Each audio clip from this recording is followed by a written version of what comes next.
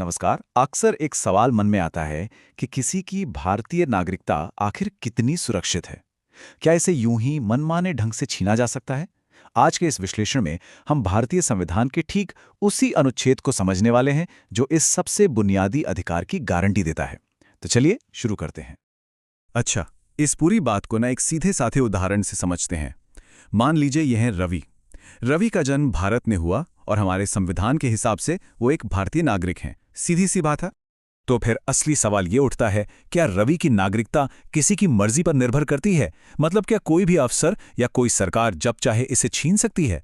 खुशकिस्मती से हमारे संविधान बनाने वालों ने इस सवाल का जवाब बहुत ही साफ तौर पर दिया है।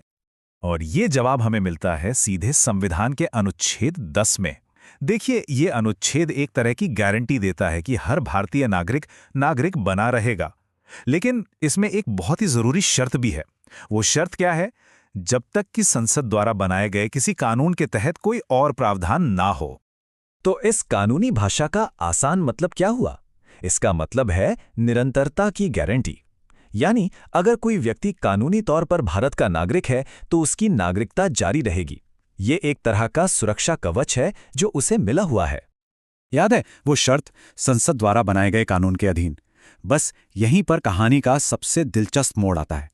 ये सवाल खड़ा होता है कि आखिर ये इतनी बड़ी शक्ति किसके हाथ में है कि वो नागरिकता जैसे मौलिक अधिकार पर कोई कानून बना सके। और यहीं पर एक बात बिल्कुल साफ हो जाती है। ये शक्ति, ये पावर किसी लोकल अधिकारी या किसी राज्य सरकार को नहीं दी गई है। बिल्कुल नहीं। संविधान ये शक्ति खास तौर पर, और ध्यान दीजिए, सिर्फ और सिर्फ भारत की संसद को सौंपता है। ये इसलिए ताकि नागरिकता का मामला पूरे देश के लिए एक समान हो। और हां, संसद ने अपनी शक्ति का इस्तेमाल भी किया। उन्होंने नागरिकता से जुड़े हर छोटे बड़े नियम को साफ साफ बताने के लिए एक पूरी की पूरी नियम पुस्तिका ही तैयार कर दी, जिसे हम एक कानून के तौर पर जानते हैं। और ये कानून है नागरिकता अधिनियम 1955। दरअसल यही वो अधिनियम है जो अनुच्छेद 10 से मिली शक्ति को जमीनी हकीकत में बदलता है। ये नागरिकता से जुड़े हर पहलू के लिए एक पूरा ढांचा देता है। तो ये अधिनियम करता क्या है? देखिए, ये नागरिकता हासिल करने के 5 एकदम स्पष्ट रास्ते बताता है। 1, जन्म के आधार पर। दूसरा, वंश के आधार पर। तीसरा, रजिस्ट्रेशन के जरिए। चौथा, प्राकृतिकीकरण की प्रक्रिया से। और 5वां, अगर कोई नया इलाका भारत का हिस्सा बन जाए। संसद ने यह तय किया कि इस मामले में कोई कंफ्यूजन न रहे। तो चलिए वापस रवि के सवाल पर लौटते हैं।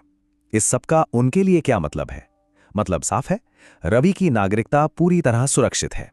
ये अनुच्छेद 10 की गारंटी के तहत आती है और इसे सिर्फ और सिर्फ नागरिकता अधिनियम 1955 में बताई गई एक तय कानूनी प्रक्रिया से ही खत्म किया जा सकता है।